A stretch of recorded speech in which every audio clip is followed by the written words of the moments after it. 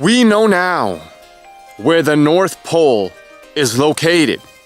It's located above Russia and Siberia. But that is not where the North Pole was 12,500 years ago, before the last polar shift.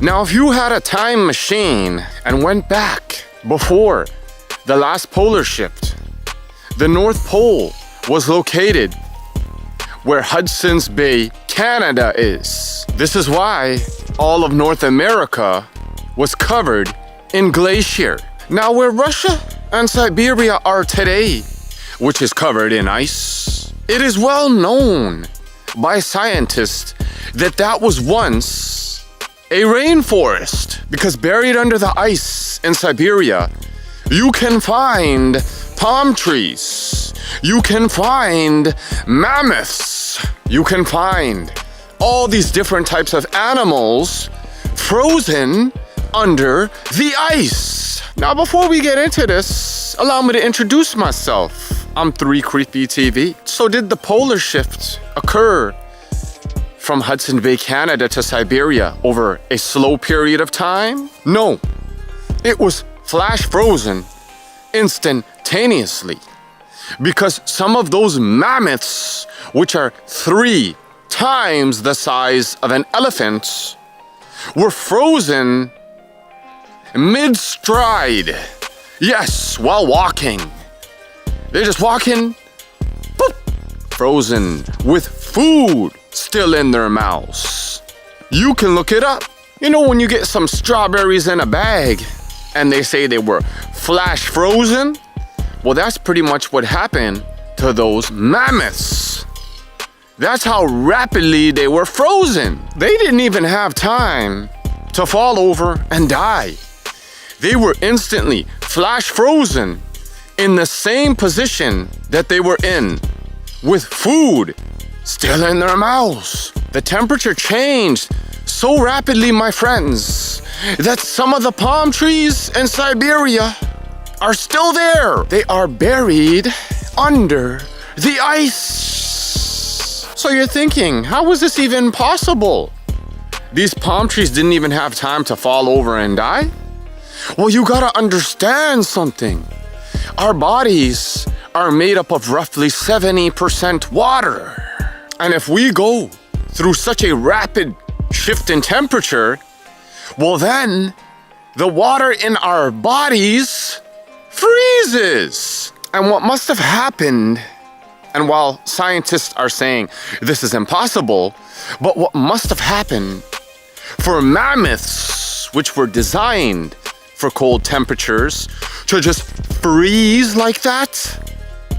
Well, the temperatures must have went from, say, 80 to 90 degrees to negative 50 degrees instantaneously. In other words, they just froze. Brrr. In Russia, in the mountains, there are a lot of strange structures. When we're finding those giants that were frozen in Antarctica, we're finding them frozen with little skirts, little articles of clothing on. They weren't wearing Canada Goose jackets and parkas. Do you understand what I'm saying? We have found palm trees frozen in Antarctica. Palm trees that should be found in Miami. The best fossils in the world of dinosaurs are found in the Gobi Desert. But you see, my friends, in Antarctica, we have found fossils of giant sloths. Back then, an armadillo was the size of a Ferrari. But forget that. What you might find fascinating is that there are cities, whole cities, that were found frozen, solid, instantaneously in Antarctica. Whole cities just frozen.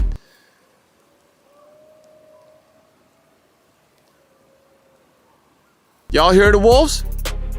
They out here every night with me, bro. Those are my homies. And guess what?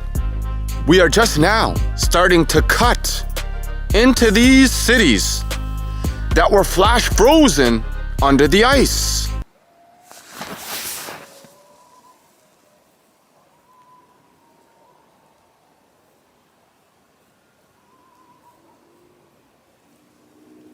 They back there.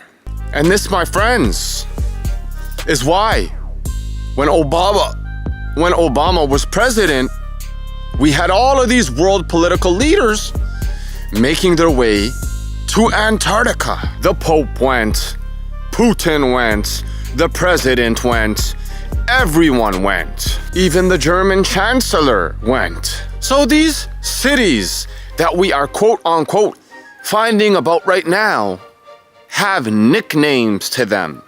We're giving them nicknames.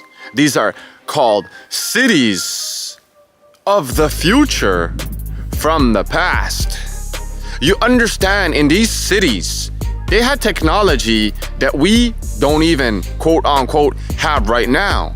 How is that possible? These cities are 13 to 15,000 years old. So how is that even possible? Well, you need to understand something.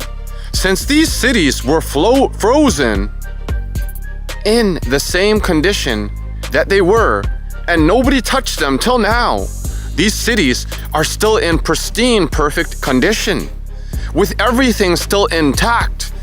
That's why all of these countries are going there and digging there and recovering, so-called quote-unquote recovering the technology and backwards engineering it. A lot of the technology that you're hearing about, they coming out every year with, they dug that up a long time ago. So we're all here thinking that we're the modern ones, we're the smart ones. And back then, they were primitive and dumb.